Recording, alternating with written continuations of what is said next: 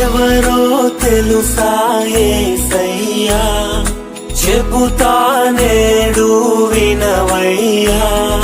పెడచెవి పెట్టక త్వరపడి వచ్చి రక్షణ పొందయ్యా,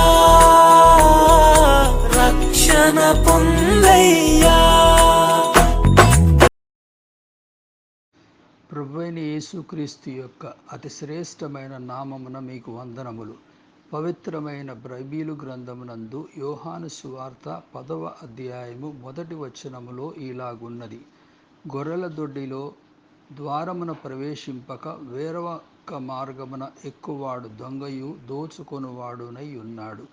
గొర్రెల దొడ్డి అనగా గొర్రెలను క్షేమముగా నుంచు స్థానము. దేవుడు మనుష్యుని సృష్టించిన నాడు వివేకము గల వానిగాను అమాయకునిగాను చేసెను. అయితే సాతాను మానవుని మోసము ద్వారా దేవుని ఆజ్ఞను అతిక్రమించు వానిగా చేసెను. సాతాను యొక్క పని ఒక దొంగవాని వలెను హత్య చేయువాని వలెను ఉన్నది.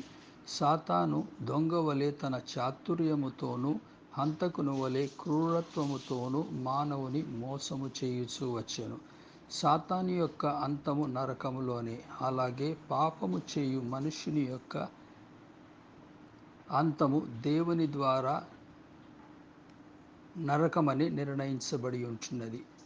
మానవుని ఈ శిక్షావిధి నుండి తప్పించుటకై ప్రభువైన యేసుక్రీస్తు శిలువపై మన పాప భారమును మోసి బలి అయి 3వ దినమున మృతులలో నుండి తిరిగి లేచెను. ఇప్పుడు ప్రభువైన యేసుక్రీస్తునందు ఎవడైనను విశ్వసించిన ఎడల దేవుని కృపను బట్టి వాని పాపములు క్షమించబడును. వాడు ఇక దేవుని సంతానమని పిలువబడును. మీరును దేవుని సంతానమని పిలువబడుటకు ఇష్టపడరా? దేవాది దేవుడు యేసయ్యా, మానవ జన్మతో వచ్చాడయ్యా. దేవాది దేవుడు